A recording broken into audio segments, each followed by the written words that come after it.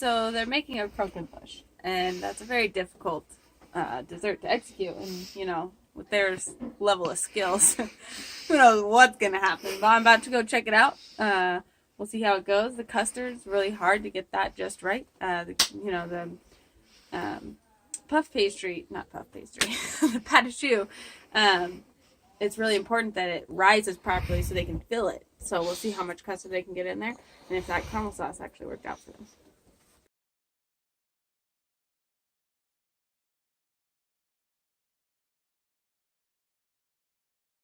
So Sarah made a pie. Some of the things I would be looking for is when I slice into it, if it actually holds its shape. You slice into it and you can lift up the piece and it holds its shape. That's a good sign.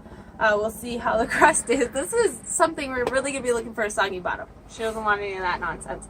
And then the other thing with the flavors, there's layers to it. I'm not sure exactly what it is, but we really want the flavors to balance each other. So we'll see how that goes. Let's see what Sarah has to show for the judges today.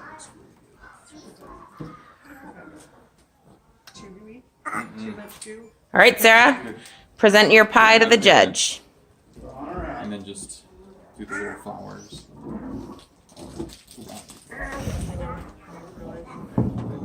We're doing a little practice.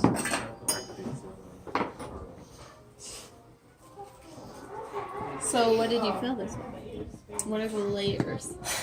It was the crust first, baked, Just a regular pie crust? just regular pie crust. Then I heated up the water and sugar to make the caramel. Then once that was finished, I added the vanilla, chocolate and cream. Mixed it all together till it was consistent. Took the crust, filled it in with the filling, and then let it sit for probably 4 or 5 hours in the fridge. And then topped with the heavy whipping cream, no sugar added. And Why didn't you add walnuts. any sugar? The filling is pretty sweet, so it's a nice balance to just have the whipped cream without the sweetener.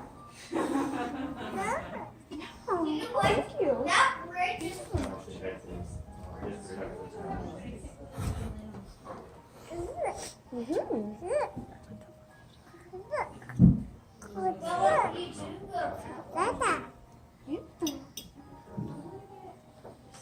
The flake on the crust is perfect. That's beautiful flaking.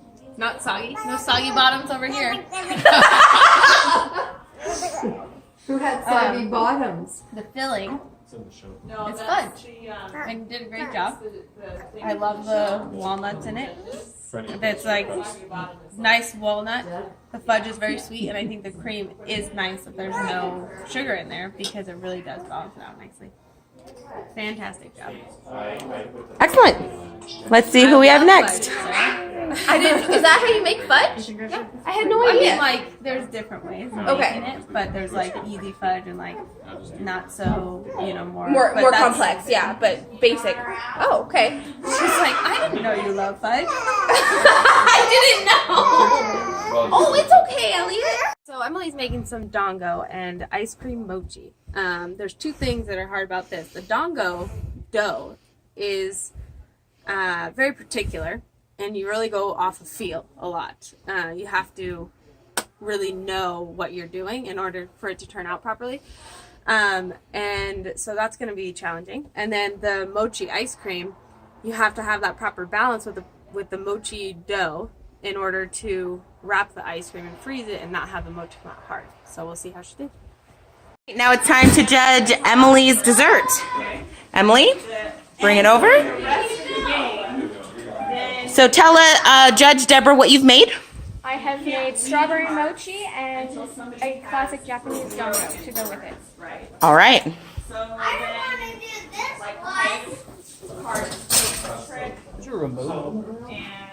Yeah, so when you're putting them down, whoever won the last hand puts a card down. Now that suit is the only suit that matters. So if it's spades, only the highest spade wins the trick. And if you get the cards. But if you don't have a spade, then you can play whatever other card. The strawberry flavor But they won't is wait. really I nice. guarantee And the you. mochi is soft. And that's a really hard thing to do. You get that the right consistency, especially when you freeze it. And you did a very good job. It's consistent, like the thickness of the mochi around the ice cream is consistent as well, which is also very nice. And that ice cream is very good. Okay. Queen of Spades is 13. So you guys, the card that he's holding up, you have to find all of them. They look face up. You can see who they are. So left and And right. then once you're there, you see them. You're gonna flip it back. You can't even remember where they are. You can go to them. So, Okay. it's a very hard dough to make because it's a lot about the feel. You have to know if it's too hard or too soft. I think you did a really good job. It's naturally very chewy, and it is. And it has a nice flavor to it. It's really good. Yeah. All right, good job, Emily. Yay! All right, let's see what Simon and Maria have for us.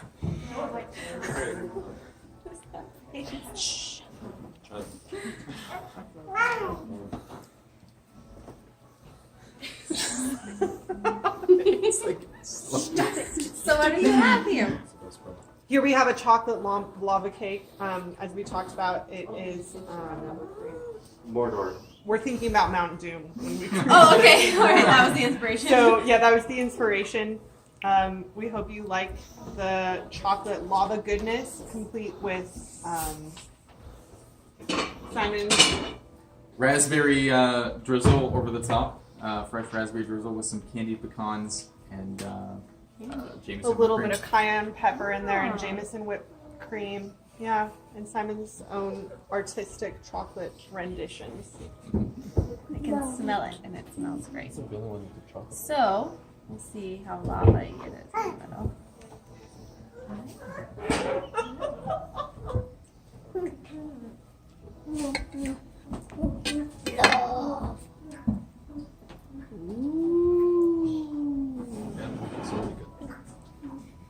Do you know what? And then I remember when volcano.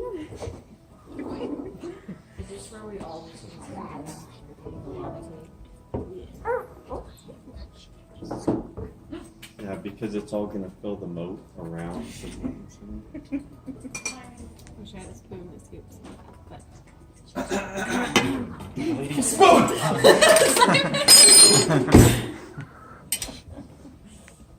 so the difficult thing with a lava cake is cooking it properly so that it doesn't cook the middle too much. Otherwise it won't ooze like that.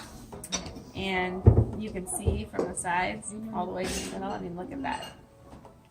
Rachel, That's some lava. is the other The candied nuts and the whipped cream and the raspberry.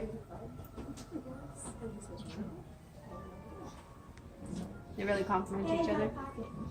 And the Jameson is not too strong. It's very subtle, which is nice. It's risky doing the alcohol like that. Sometimes it's overpowering. But I think we're very well balanced. I remember. Yay! Thank you.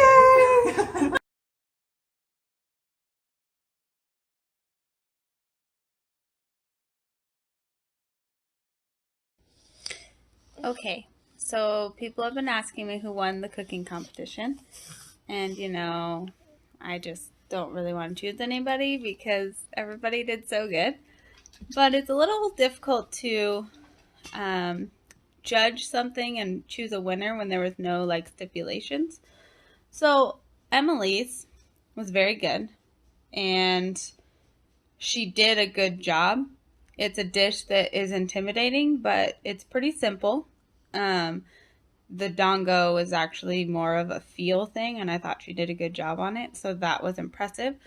But as far as presentation, I mean, it looked like it was supposed to, but it wasn't, if you're trying to make a nice presentation of something, you maybe don't choose that dessert or add something to it. So it's kind of like, okay, but it was very simple, but she executed it well. Sarah's was delicious. It had great layers. She made a great pie dough. I personally love fudge and chocolate and walnuts. I mean, that's delicious. So I feel like Sarah's was executed well. I thought she candied the nuts in it. So I think she cooked the fudge too long and the sugar crystallized in there. So that's not necessarily a good thing, but I thought it tasted really good. So, you know, Sarah's was nice. That's something I would order on a menu, you know what I mean? If I was to go to a restaurant. But the presentation, again, was pretty, like, regular, you know? There was nothing too extravagant about that. But what are we judging on presentation? I don't know. So then there was Rebecca's, which I thought was really creative because to do nothing, just kidding, Rebecca and Daniel. Anyways, who else? So Christine and Fernando, theirs turned out really nice.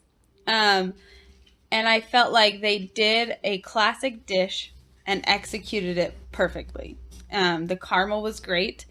They had 2 types of caramel, which was good. One to stick it together, and that came out really nice. And the other one was like a softer caramel that went really well with it. But the cream puffs or the profiteroles turned out perfectly. They looked right. They were all similar sizes. They cooked them to perfection, and the filling was exactly right. It was creamy, you know. And then they spiced it up by doing butterscotch instead of a regular pastry cream. And I thought that was really good. So theirs was nice. But then you get to Simon and Maria's, and I mean, they made a lava cake, and it was Mountain Dew. And then they didn't have regular whipped cream. They had Jameson whipped cream. They didn't just have pecans. They had candied pecans. And then the homemade raspberry coulis was like delicious. It all came together really well. And to bake a lava cake that big is very difficult. And they cooked it perfectly. And then it came out of the bowl, which I was joking with them because I really didn't think it was going to. But it did. Now, they put the whipped cream on when it was still warm, and it just melted everywhere. And so it's kind of like, well, is that a markdown? Well, probably, but, you know, I don't know what we're judging off of. So anyways, and then their little chocolate decorations on top, and just the inspiration alone for Mountain Dew. I mean, and I love chocolate, so it's really hard. So if I was to choose, I would say Simon and Maria, because they had so much going on, you know. They really went all out with presentation, inspiration, execution, and I don't know, creativity. And it all worked out. So, yeah, that's what I choose.